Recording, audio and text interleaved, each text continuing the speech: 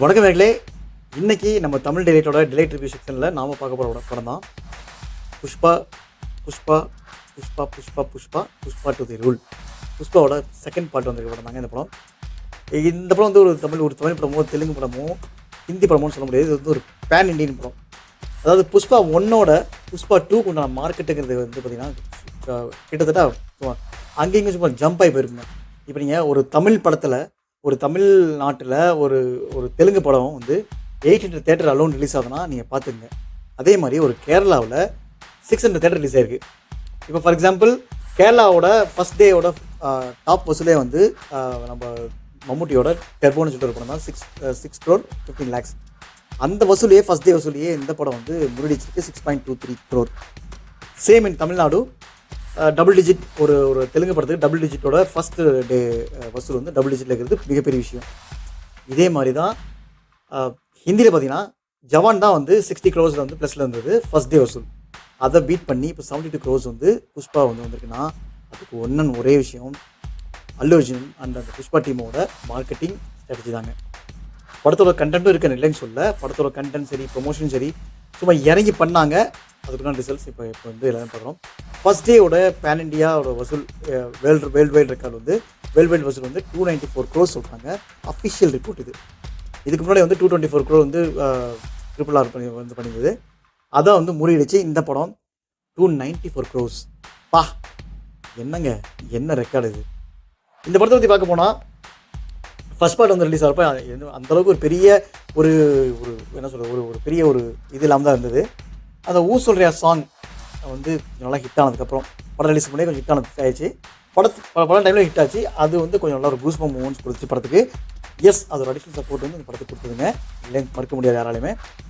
ஆனால் அது இல்லாமல் புஷ்பாவோட அவரோட அந்த ஸ்ரீவல்லியோட கேரக்டர் ஆகட்டும், ஓ சாமி பாட்டாக இருக்கட்டும், அவரோட அந்த ஒரு டான்ஸ் மூமெண்ட்டாக இருக்கட்டும், அவரோட பாடி லாங்குவேஜாக இருக்கட்டும், அதுவும் வந்து புஷ்பா 1ல் பேசப்படுது.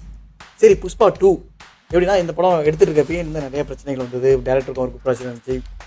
படம் நின்றுன்னு சொன்னாங்க. ஆனால் இதெல்லாம் முறியடிச்சு படம் வந்து பயங்கரமாக ரிலீஸ் பண்ணி இப்போ வந்து சக்கப்போடு போட்டுருக்குங்க எல்லா இடத்துலையுமே. படத்தோட கதைன்னு நீங்கள் சொல்லப்போனால் நான் ஒன்று இந்த படம் பார்க்கறதுக்கு முன்னாடி நீங்கள் ஒரு விஷயம் உங்கள் தலையை கழட்டி வச்சுருங்க, மூளையை கழட்டி வச்சுருங்க. நான் ஏன் எப்படி சொல்கிறேன்னா, ஏன்னா அவ்வளோ லாஜிக் ஓட்டையா அப்படின்னா, எஸ், எக்கச்சக்க ஓட்ட லாஜிக் ஓட்டை இருக்குது. நீங்கள் ஒரு கமர்ஷியல் படம் பார்க்க போகிறீங்க, உங்களை வந்து நீங்கள் என்டர்டைன்மெண்ட் பார்க்க போகிறீங்க, புரியுதுங்களா? நீங்கள் வந்து ஒரு 3 மணி நேரம் ஹாப்பியாக சந்தோஷமாக இருக்கணும். அப்படிங்கிறப்ப எதுக்கு நீங்கள் லாஜிக் பார்க்குறீங்க இல்லைங்களா? இந்த படத்தை பொறுத்தவரைக்கும் நான் சொல்கிறது, ஏன்னா மற்ற படம் எப்படியோ, மற்ற படம்லாம் இல்லாஜிக்கலாக நிறைய விஷயங்கள் இருக்கும். இந்த படத்தில் இல்லாஜிக்கலாக ஒரு விஷயங்கள் இருந்தாலும் அது வந்து கதையோடு ஒன்றி போகிறப்ப உங்களுக்கு வந்து உங்களை இல்லாஜிக்கல் விஷயங்களே வந்து மக்களை ஆடியன்ஸை ரசிக்கிற மாதிரி கொடுத்துருக்காங்க இந்த படத்தில். இதாங்க படத்தோட plus.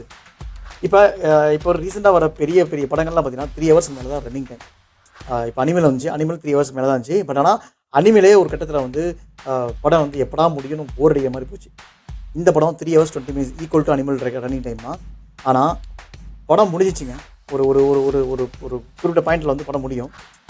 But still audience wait பண்ணிருக்காங்க. நான் என் கூட பார்த்த ஆடியன்ஸும் சரி, மக்களும் சரி வெயிட் பண்ணிருக்காங்க. யாருமே எந்திரிச்சு போகவே இல்லை, யாரும் சத்தம் போடல, என்னென்னா போர்டு அடிக்கணும் யாரும் சத்தம் போடல. 3 hours 20 minutes. இது நான் சொல்கிறது வந்து இது வந்து தெலுங்கில் சொல்லுங்கள், தெலுங்கு மார்க்கெட்டில் சொல்ல. தமிழ்நாட்டில் நான் சென்னையில் பார்த்து இந்த படம், ஓகேங்களா? இங்கே இருக்க ஆடியன்ஸோட மனநிலை பற்றி தான் சொல்கிறேன் நான்.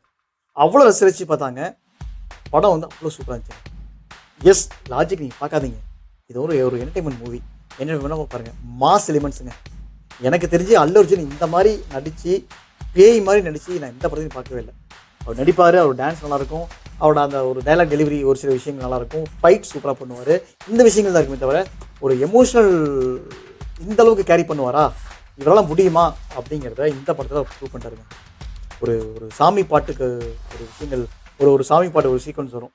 அதில் வந்து அவர் வந்து கண்ணீர் அழுறதும் சரி, அதில் வந்து ஒரு டான்ஸ் ஸ்டெப்பும் சரி, அந்த இடத்துல நடக்கிற ஃபைட் சீக்வன்ஸும் சரி, கிளைமேக்ஸ் நடக்கிற ஃபைட் சீக்வன்ஸும் சரி, ஓப்பனிங் நடக்கிற ஃபைட் சீக்வன்ஸாக இருந்தாலும் சரி, இன்ட்ரோடக்ஷன் அந்த ஜப்பானில் நடக்கிற சீன்ஸாக இருந்தாலும் சரி, மனுஷன் மிரட்டிட்டாருங்க. அட் த சேம் டைம் இந்த படத்தில் எனக்கு பிடிச்சது 2 விஷயங்கள். ஒன்று வந்து இந்த படத்தில் வில்லன் வந்து ஃபகத் ஃபாசில் எல்லாருக்குமே தெரியும். ஃபஸ்ட் பார்ட்லேயே வந்து அவரோட கேரக்டர் வந்து அவரோட ஒரு லெவலில் இருக்கும். அதனால ஒரு ஹை கூஸ்பம் மூமெண்ட்டில் தான் இருக்கும். செகண்ட் பார்ட்லேயும் வந்து அவருக்கு உண்டான ஒரு ஸ்கோப் கொடுத்து என்டையர் படமும் அவர் வந்து ஒரு சில சீனில் தோக்குற மாதிரி காட்டினா கூட அதில் ஒரு மாஸ் மூமெண்ட்ஸ் அவருக்கு இருக்கும். ஒரு ஹீரோ வில்லன் அப்படிங்கிற மாதிரி ஒரு ரொம்ப ஏற்றத்தாழ்வு ரொம்ப அதிகம் இல்லாமல் ஈக்குவல் லெவலில் இருக்குங்க. அதுதான் இந்த படத்தில் எனக்கு பிடிச்ச ரைட்டிங். சுகுமார் ரைட்டிங் எனக்கு வந்து பிடிச்சது. ரெண்டாவது விஷயம், இதை நான் ஃபஸ்ட்டாக சொல்லியிருக்கணும், பட் இருந்தாலும் இது ரெண்டாவது விஷயமாக சொல்கிறேன். லேடிஸ் கொடுத்த ரெஸ்பெக்ட்டுங்க. Women's centric. இவ்வளோ பெரிய கமர்ஷியல் படத்தில் நீங்கள் எவ்வளோ தான் கமர்ஷியல் பண்ணதுங்களேன், ஹீரோயின் வந்து உப்புச்சப்புக்கு தான் வருவாங்க. சும்மா தலை காட்டிட்டு பாட்டுக்கு வந்து ஆடிட்டு ஹீரோ கிஸ் கொடுத்துட்டு இப்படி தான் இருக்கும். ஆனால் இந்த படத்தில் ஹீரோவோட மனைவியே வருவாங்க. ஈக்குவல் இம்பார்ட்டன்ஸுங்க. சொல்லப்போனால் ஹீரோவோட ஒரு படி மேலேங்க. ஹீரோவை உயர்த்தி பேசுறதா இருக்கட்டும், ஹீரோவுக்கு ஆப்போசிட் திட்டுறதா இருக்கட்டும், ஹீரோவை கொஞ்சதாக இருக்கட்டும், அந்த ஒரு ஃபீலிங்ஸ்னு சொல்லிட்டு கொஞ்சம் விஷயங்கள் நடக்கிறதா இருக்கட்டும், எல்லா விஷயத்துலையும் வந்து ராஷ்மிகா வந்து பூந்து விளையாண்டாங்க. அவங்களுக்கு ஈக்குவல் ரெஸ்பெக்ட், ஈக்குவல் ஸ்கிரிப்டில் வந்து ஈக்குவல் இம்பார்ட்டன்ஸ் வந்து படத்தில் இருக்குங்க. சொல்லப்போனால் ஃபஸ்ட் பார்ட்டில் விட செகண்ட் பார்ட்டில் ஹீரோயிஸை விட ஹீரோயினிஸ் வந்து அதிகம். ஏன்னா அந்த கதையே வந்து அவங்கள சுற்றி தான் போகும். இவங்க ஒரு விஷயம் கேட்குறாங்க, அந்த விஷயம் நடக்கலை, அப்போ என்ன நடக்குது, அதை அப்படியே பிளேட்டை மாற்றலாம் அப்படிங்கிற மாதிரி ஒரு ஃபஸ்ட் ஹாஃப். செகண்ட் ஹாஃபில் வந்து அவருக்கு ஒரு எமோஷனல் எலிமெண்ட் இருக்குது. அந்த எமோஷனல் எலிமெண்ட்டை வந்து செகண்ட் ஹாஃப் ஃபுல்லாக கேரி பண்ணி அதில் எந்த அளவுக்கு ஒரு ஜெயிக்கிறாருன்னு இல்லை, எந்த அளவுக்கு வந்து அவர் ஃபேமிலியை வந்து காப்பாற்றிக்கிறாரு, எந்த அளவுக்கு குடும்பத்தை ஒன்றி போகிறாருங்கிற மாதிரி தான் செகண்ட் ஹாஃப். இன்னொன்று ஸ்ரீலீலா, அந்த ஒரு விஷயம் சொல்லல, செகண்ட் ஒரு விஷயம், அதாவது ஹீரோயினுக்கு இம்பார்ட்டன்ஸ் கொடுக்குறதா.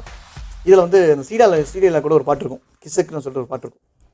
அந்த பாட்டு டான்ஸ் ஆடுறப்ப கூட ஹீரோயின் கூட பாட்டு போயிட்டே இருக்கும்.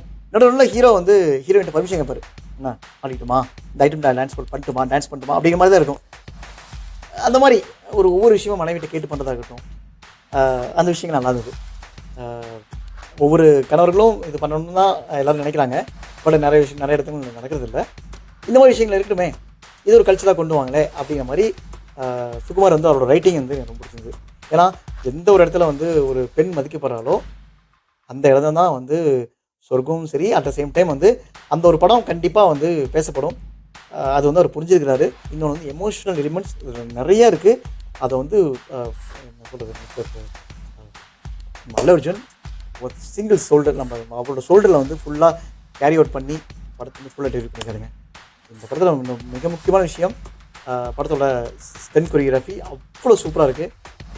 ஃப்ரம் த பிகினிங் அந்த சைனீஸில் நடக்கிற வந்து ஒரு ஃபைட் சீக்வன்ஸ் ஆகட்டும், ஜாப்பனீஸ் நடக்கிற ஃபைட் சீக்வன்ஸ் ஆகட்டும், இன்ட்ரோல் பிளாக்கில் ஒரு சீன்ஸாக இருக்கட்டும், அண்டு கிளைமேக்ஸில் ஒரு ஃபைட் ஆகட்டும், அந்த ஒரு சாமி வேஷம் போட்டு பண்ணுற ஃபைட் ஆகட்டும், எல்லாம் வெறித்தனங்க. அண்டு சுகுமார் ரைட்டிங்கில் இன்னொரு பிடிச்ச விஷயம் வந்து இன்ட்ரோல் பிளாக் வர முன்னாடி வந்து ஒரு சைன் லாங்குவேஜ் சீன் ஒன்று போகும். ஹீரோவும் வில்லனும் வந்து நம்ம அல்லு அர்ஜுனும் அவர் வந்து ஒரு பிளேஸ் வந்து ஆப்போசிட் பிளேஸ் வந்து சைன் லாங்குவேஜ் பேசுவாங்க. ஏன்னா தூரமாக இருப்பாங்க, சைன் லாங்குவேஜ் பேசுவாங்க. அதுக்கு வந்து கூட வந்து நம்ம பகத் பாய்ஸோட அசிஸ்டன்ட் வந்து ஒரு கமெண்ட் கொடுப்பாரு. அந்த சீக்வன்ஸும் நல்லாயிருக்கும், நீங்கள் படம் பாருங்கள். இன்னொன்று நான் உங்களுக்கு ஒரு விஷயம் சொல்கிறது என்னென்னா, படம் நான் 3 hours 20 minutes சொல்லிட்டாங்களே, ரொம்ப போர்டிங்கமாக அப்படின்னு நினைக்கிறேன். ஒரு entertainment, out and pure entertainment படம். ஃபேமிலியோட எஸ், ஒரு பாட்டு இருக்குது, ஃபீலிங்ஸ் சொல்லிட்டு ஒரு பாட்டு இருக்குது. அந்த பாட்டு கொஞ்சம் ஒரு சில விஷயங்கள் நிரடுற மாதிரி இருந்தாலும் எனக்கு தெரியும் அது அப்படியே பாஸ் அவுட் ஆயிரும், பாஸ்களோட தான் போகும். உங்களுக்கு மேனேஜபிளாக இருக்கும். ஏன்னா எவ்வளோ படங்கள் எவ்வளோ விஷயங்கள் கூட வந்து ரொம்ப செக்ஸியாக இருக்கிறப்ப இந்த படங்கள் வந்து எனக்கு தெரிஞ்சு இந்த படத்தில் அந்தளவுக்கு இல்லைன்னா இருக்குது, காமெடி இருக்குது, இல்லாமலாம் இல்லை, இருக்குது. கொஞ்சம் மேலோட்டமாக அப்படியே தூக்கிட்டு போயிட்டார் சுகுமார். பட் ஸ்டில் இருந்தாலும் இந்த படம் வந்து ஃபேமிலியோடு பார்க்க உகந்த படம் தான். கண்டிப்பாக முடிஞ்சிருக்கு இல்லைங்க, நீங்கள் 100% தேட்டரே பாருங்கள். புஷ்பா 3 இருக்குது, புஷ்பா 3க்கு ஒரு ஓப்பன் வைக்கிறாங்க எண்டிங்கில். எதிர்பார்த்த மாதிரியே புஷ்பா 3 இந்த ரேம்பேஜ், அந்த பாட்டுக்கு நான் வெயிட்டிங். கண்டிப்பாக இந்த படம் வந்து இப்போ மற்ற படங்கள் சொல்கிற மாதிரி நான் 100 கோடி 1000 கோடி கலெக்ட் பண்ணதெல்லாம் பேசவே இல்லாமல் இது வந்து சைலண்ட்டாக 1500 கோடி 2000 கோடி இருக்குமான்னு தெரில. இப்போ போகிற ஸ்பீடு பார்த்தா கண்டிப்பாக 1500 crores ரீச் ஆயிரும். நிறைய ரெக்கார்டில் வந்து பிரேக் பண்ண சான்ஸ் நிறைய இருக்குங்க. Pushpa it's out and out Allu Arjun film and it's entertainment movie. Logic எதுவும் பார்க்காதீங்க, சந்தோஷமாக போங்க, சந்தோஷமாக கண்டிப்பாக வருவீங்க. படம் போரே அடிக்காதீங்க, நோ போர் மூமெண்ட்ஸ். ஒரு இடத்துல கொஞ்சம் போர் மூமெண்ட் இருந்தாலும் இமீடியட்டாக உங்களுக்கு வந்து ஒரு இது கொடுத்துருவாங்க. ஒரு பியூனிஷ் எடுத்து விட்டேன், சாம் சிஎஸ் அண்டு நம்ம தேவ்ஸ்ரீ பேசுகிறப்ப மியூசிக் ரொம்ப சூப்பராக இருந்துச்சு. அடிஷ்னல் லாஸ்ட் மூமெண்ட்டில் வந்து சாம் சிஎஸ் வந்து சப்போர்ட் பண்ணாலும் அவ்வளோ சூப்பராக பண்ணியிருக்காரு, ரொம்ப நல்லாயிருக்குங்க. நவீன் ஒளி வந்து எடிட்டிங் பண்ணியிருக்காரு, அதுவும் நல்லாயிருக்கு. படம் வேணாங்க படத்தில் நிறைய விஷயங்கள் பேச வேண்டியிருக்கு. நம்ம இதுக்கு அடுத்தடுத்த வீடியோவில் பேசலாம். இந்த வீடியோவை இதோட நிறுத்திக்கலாம். மறக்காமல் படத்தை தியேட்டரில் பாருங்கள். இந்த படம் உங்களுக்கு ஒரு தியேட்டரிக்கல் எக்ஸ்பீரியன்ஸாக இருக்கும். ரொம்ப நாள் கழிச்சு நீங்கள் தியேட்டரில் பார்க்கணுமா இந்த படம் பாருங்கள். ரொம்ப நல்ல படம். மிஸ் பண்ணாமல் தியேட்டரில் பாருங்கள். மீண்டும் அடுத்த ஒரு நல்ல படத்தோட வீடியோ தான் நினைக்கிறேன். அன்டில் தென் வணக்கங்க.